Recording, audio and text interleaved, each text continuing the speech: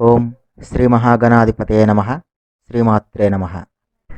Hi friends, ఈ వీడియోలో మనం కార్తీక మాసంలో వచ్చే కార్తీక పూర్ణిమ తిథిని గురించి, ఆ రోజున చేయాల్సినటువంటి విధి విధానాలను గురించి చెప్పుకుందాం. మాసాలలోకెల్లా పరమ పవిత్రమైనటువంటి మాసం కార్తీక మాసం. శివకేశవులిద్దరికీ కూడా ఈ మాసం చాలా ఇష్టమైనది. నా కార్తీక సమో మాసః అని పురాణ వచనం. కార్తీక మాసంతో సమానమైనటువంటి మాసం లేదు. కాబట్టి ఈ కార్తీక మాసాన్ని మనం సద్వినియోగం చేసుకోవాలి. ఈ మాసంలో శివుణ్ణి బిల్వపత్రాలతోనూ, విష్ణువుని తులసి దళాలతోనూ పూజించాలి. ఈ కార్తీక మాసంలో చేసేటువంటి స్నాన, దాన, జప, అర్చన, దీపారాధనలు చాలా విశేష ఫలితాలనిస్తాయి. శివకేశవుల మధ్య భేదాన్ని పాటించరాదు. శివాయ విష్ణురూపాయ శివరూపాయ విష్ణవే, శివస్య హృదయం విష్ణు, విష్ణోస్య హృదయం శివ అని అన్నారు. శివుడు, విష్ణువు ఇద్దరూ కూడా శారీరకంగా ఇద్దరు, కానీ మానసికంగా ఒక్కరే. శివుని మనసులో విష్ణువు ఉంటాడు, అలాగే విష్ణువు మనసులో శివుడు ఉంటాడు. వారు ఒకరిని గురించి ఒకరు ధ్యానిస్తూ ఉంటారు. శివునికి విష్ణువుకి మధ్యన ఎవరైతే భేదాన్ని పాటిస్తారో వారు సూర్యచంద్రులు ఉన్నంతకాలం నరకంలో నానాయాతనలు అనుభవిస్తారు. ఈ కార్తీక మాసంలో చేసేటువంటి పుణ్యం అయినా లేదా పాపం అయినా కూడా కర్మను బట్టి చాలా రెట్ల ఫలితాన్ని తిరిగి ఇస్తుంది. పూర్ణిమ నాడు కృత్తికా నక్షత్రం ఉండడం వల్ల ఈ మాసాన్ని కార్తీక మాసం అని అంటారు. ఈ కార్తీక మాసంలో పూర్ణిమ తిథి చాలా ప్రాముఖ్యమైనది. ఈ కార్తీక పూర్ణిమ గురించి, ఈ పూర్ణిమ నాడు ఆచరించాల్సినటువంటి విధి విధానాలను ఇప్పుడు మనం చెప్పుకుందాం. ఈ కార్తీక పూర్ణిమ తిథిన శివకేశవులకు దేవాలయాలలో ప్రత్యేక పూజలు నిర్వహిస్తారు. కార్తీక పూర్ణిమ నాడే శివుడు త్రిపురాసుర సంహారం చేశాడు అని పురాణాలు చెప్తున్నాయి. ఈ రోజునే తులసీమాత భూమి మీదకు వచ్చిందని పురాణాలు చెప్తున్నాయి. ఈ కార్తీక పూర్ణిమ రోజున సూర్యోదయం కన్నా ముందే నిద్రలేచి కాలకృత్యాలు తీర్చుకొని ఇంటిని శుభ్రపరచుకోవాలి. ఆ తర్వాత సంకల్పం చెప్పుకొని ఇంట్లో కానీ, నదిలో కానీ, కాలువల్లో కానీ స్నానం చేయాలి. ఆ తర్వాత నూతన వస్త్రాలు ధరించి నుదుటిన కుంకుమ లేదా విభూతి లేదా ఊర్ధ్వపుండ్రాలు ధరించాలి. ఆ తర్వాత దేవుడి చిత్రపటాల దగ్గర దీపం వెలిగించి పూజ చేసుకోవాలి. దీపం వెలిగించడానికి ఆవు నెయ్యి లేదా నువ్వుల నూనె శ్రేష్టం. ఆ తర్వాత మీకు దగ్గరలో ఉన్నటువంటి దేవాలయానికి వెళ్ళాలి. నదిలో స్నానం చేసి అరటి దొప్పెలో దీపాన్ని వెలిగించి దాన్ని నదిలో వదలాలి.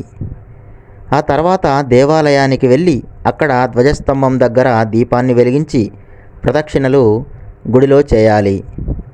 శివాలయానికి వెళ్ళినట్లయితే శివలింగంకి నీటితో అభిషేకం చేసి కాస్త పసుపు కుంకుమ ఆ లింగంపై జల్లి దీపాన్ని వెలిగించి మారేడు దళాలతో శివుణ్ణి పూజించాలి.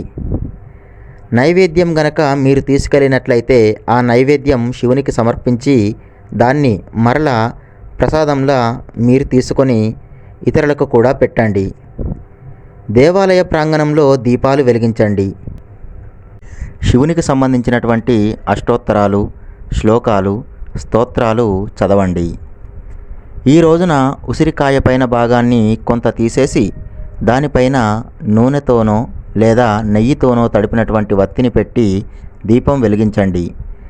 ఇలా వెలిగించే దీపాన్ని ఉసిరికాయ దీపం అని అంటారు. ఈరోజు ఉసిరి చెట్టు కింద దీపాన్ని వెలిగించండి. ఈరోజు దీపం వెలిగించి దాన్ని ఎవరికైనా దానం ఇవ్వండి. పిండితో ప్రమిదలు చేసి అందులో నూనె పోసి వత్తి వేసి దీపాన్ని వెలిగించండి. ఈ రోజున 365 వత్తులు ఉన్నటువంటి కట్టని నూనెతో తడిపి ప్రమిదలో పెట్టి వెలిగిస్తారు.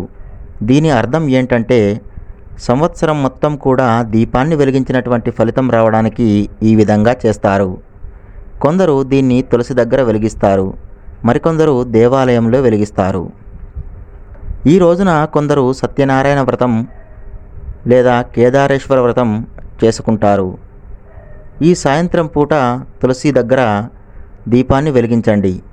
దేవాలయంలో కూడా వెలిగించండి. కార్తీక దీపాన్ని వెలిగించేటప్పుడు ప్రమిదలో నూనె పోసి 3 వత్తులు వేసి నేరుగా వెలిగించకుండా ఆ దీపంలోకి పార్వతీ సమేత శివుణ్ణి కానీ లక్ష్మీ సమేత విష్ణువుని కానీ ఆవాహన చేసి కీటాః పతంగాః మశకాశ్చ వృక్షాః జలే స్థలే యే నివసంతి జీవాః దృష్ట్యా ప్రదీపం నచ జన్మభాగినః భవంతి త్వం శ్వపచాహి విప్రాః అనే శ్లోకం చదువుతూ దీపాన్ని వెలిగించండి. ఈ రోజున సాధ్యమైన వారు ఉపవాసం ఉండి రాత్రిపూట నక్షత్రాలను చూసిన తర్వాత భోజనం చేయడం మంచిది. ఈరోజు రాత్రి భక్తులు శివ లేదా హరి సంకీర్తనలు, నామస్మరణ, భజనలు చేస్తూ జాగరణ చేస్తారు. మీకు వీలైతే మీరు కూడా పాల్గొనండి. కార్తీక పూర్ణిమ నాడు జ్వాలాతోరణం అని చేస్తారు. అంటే శివాలయానికి ముందు ద్వారం దగ్గర 2 పొడగాటి కర్రలు పాతి వాటిపైన అడ్డంగా ఒక కర్రను ఉంచి దానికి వరిగడ్డిని తాడులాగా పేని కడతారు. మంత్రపూర్వకంగా ఆ పేనినటువంటి గడ్డిని కాగడాతో వెలిగించి శివపార్వతుల విగ్రహాలను పట్టుకొని గుడి ద్వారం గుండా లోనికి వెళతారు. ఇలా 3 సార్లు లోనికి పోయి రావాలి. ఆ తర్వాత శివుణ్ణి దర్శించుకుంటే దారిద్ర్యం తొలగిపోతుంది. అలాగే మహాపాపాలు కూడా తొలగిపోతాయి. ఇలా కార్తీక పూర్ణిమ నాడు ఇప్పటి వరకు చెప్పినటువంటి విధి విధానాలు పాటించి శివపార్వతుల, లక్ష్మీనారాయణుల అనుగ్రహానికి పాత్రులు కండి. ఈ వీడియో మీకు గనక నచ్చినట్లయితే ఈ వీడియోని లైక్ చేయండి, కామెంట్ చేయండి, షేర్ చేయండి. అలాగే మా ఛానల్ని సబ్స్క్రైబ్ చేసుకొని పక్కనే ఉన్నటువంటి బెల్ సింబల్ని నొక్కి ఆల్ అనే ఆప్షన్ని ఎంచుకోండి. ఈ వీడియోని చూసినందుకు మీకు ధన్యవాదాలు.